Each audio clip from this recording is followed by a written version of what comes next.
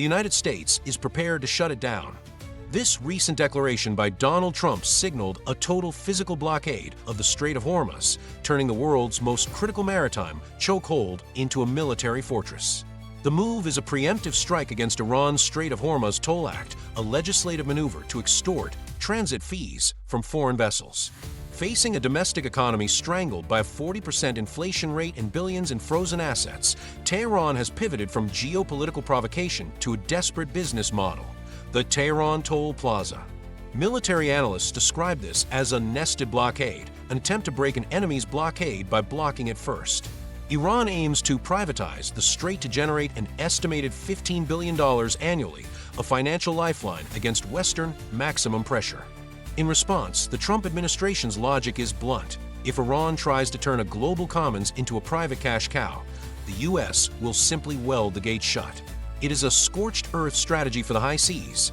If the toll collectors have no ships to tax, the plan fails. However, the collateral damage is the global jugular. The strait handles 21 million barrels of oil daily, 20% of global consumption, and a third of the world's liquefied natural gas. A pinch here triggers an immediate global economic cardiac arrest. Beyond the naval engines and White House rhetoric, a deeper crisis emerges. Can a nation truly tax a natural gateway of the ocean?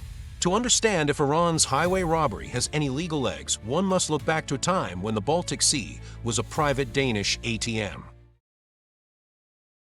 History suggests that charging for the ocean is an ancient sport, but the rules changed when the world grew tired of paying for the privilege of existing on the water. The gold standard was set by Denmark's sound dues. For 4 centuries, every ship entering the Baltic had to strike their sails and pay a toll at Kronborg Castle, the setting of Shakespeare's Hamlet. King Eric of Pomerania didn't offer a service. He offered a choice: pay the tax or be sunk by the heavy cannons of the Helsingør fortress. At its peak, this sound gold accounted for up to 2/3 of Denmark's entire national revenue.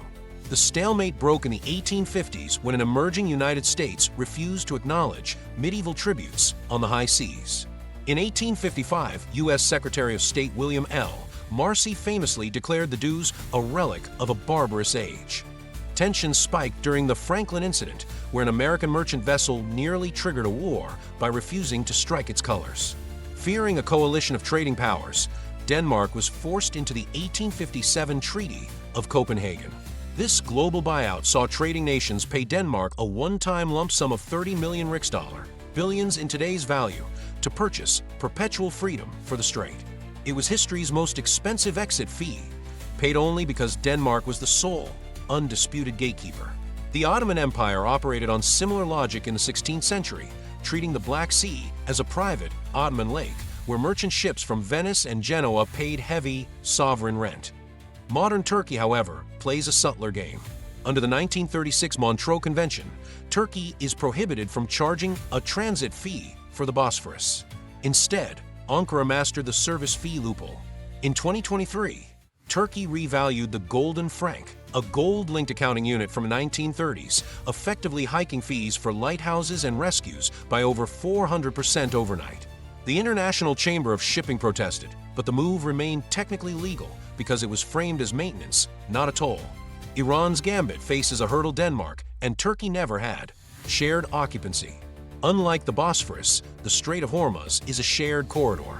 Iran holds the northern coast, but Oman controls the southern peninsula, and the deep water lanes weave through both. To complicate matters, Iran is locked in a 50-year dispute with the UAE over 3 strategic islands: Greater Tunb, Lesser Tunb, and Abu Musa. Seized by the Shah in 1971, just hours before the UAE was formed, these unsinkable aircraft carriers are the physical base for Iran's toll claims. Yet in international law, one roommate cannot charge guests for a shared hallway. This raises the central question: if the world pays for the Suez and Panama canals, why is it ready to go to war over a toll in Hormuz? The global acceptance of tolls in the Suez and Panama canals rests on a fundamental commercial truth: they are products, not birthrights. These waterways are surgical bypasses of global trade, carved through desert and jungle at staggering cost in both gold and human life. When a massive container ship pays upwards of $500,000 to transit the Suez, is not paying a tribute to Egyptian sovereignty, is purchasing a service. According to data from Lloyd's list, the alternative route around the Cape of Good Hope adds roughly 7,000 miles and 10 to 15 days to a journey from Asia to Europe. For a vessel like a Maersk Tripoli class, the extra fuel and labor costs of the long way around can easily exceed $1 million. In this light, the Suez Canal Authority is effectively a high-end logistics provider. As a former high-ranking official of the SCA once noted, the canal is a commercial artery designed for efficiency, and its pricing is a delicate balance of market demand. If the price becomes too steep, the open road of the Southern Ocean remains a free, albeit exhausting, competitor. Natural straits like Hormuz and Malacca exist under a completely different legal and economic gravity. According to the 1982 United Nations Convention on the Law of the Sea, these are international straits where the right of transit passage is non-negotiable. This is the bedrock of globalized trade.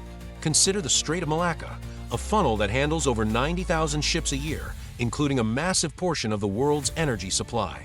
The littoral states, Singapore, Malaysia, and Indonesia, spend billions annually on dredging, lighthouse maintenance, and anti-piracy patrols. They have frequently lobbied for a navigation safety fund, arguing that the world's maritime hitchhikers should contribute to the upkeep of the lane. Yet, they have never dared to impose a mandatory toll. They understand that charging for a natural gateway is not a service. It is a declaration of maritime enclosure that would trigger a global diplomatic and military backlash. Iran's legal strategy is a masterclass in selective participation. Tehran signed UNCLOS in 1982 but never ratified it, choosing instead to lean on the 1958 Geneva Convention on the Territorial Sea. This allows Iran to argue for innocent passage rather than transit passage. The difference is not just semantics, it is a matter of life and death for shipping.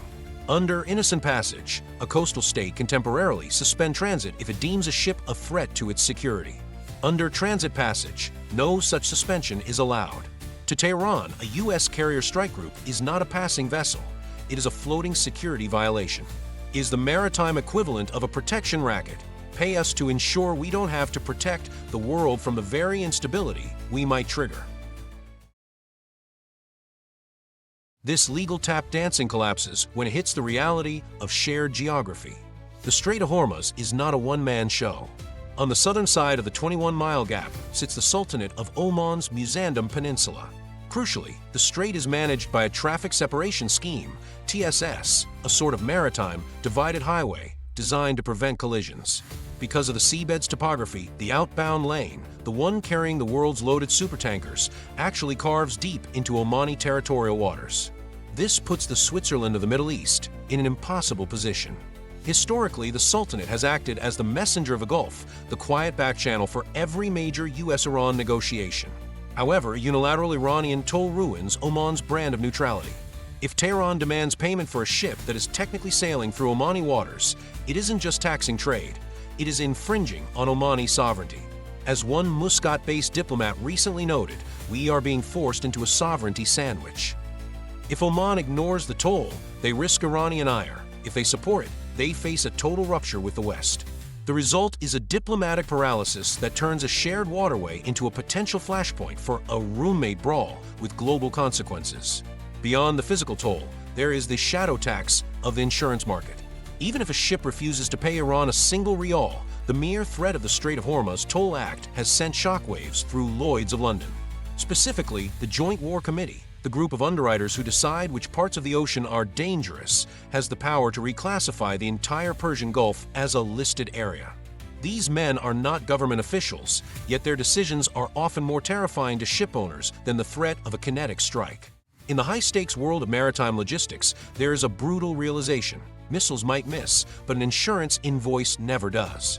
When this happens, war risk premiums don't just rise, they explode. During previous spikes in regional tension, these premiums have been known to jump from 0.01% to 0.5% of a vessel's value in a matter of days. For a modern very large crude carrier valued at $200 million, that represents a $1 million shadow toll for a single voyage. These costs are never absorbed by the shipping companies, they are passed directly to the consumer. In this scenario, every driver in California or commuter in London is already paying an Iranian tax, they just don't see it on their receipt. The real fear, however, is the franchise model. If Tehran successfully rebrands a natural strait as a private toll road, the world faces a terrifying domino effect. What stops the Houthi rebels in Yemen, Iran's battle-hardened allies, from setting up a similar booth at the Bab el-Mandeb? The Houthis have already proven they can disrupt global shipping with $2,000 drones, effectively holding the Red Sea hostage. For them, moving from firing at ships to charging ships is a logical and lucrative next step.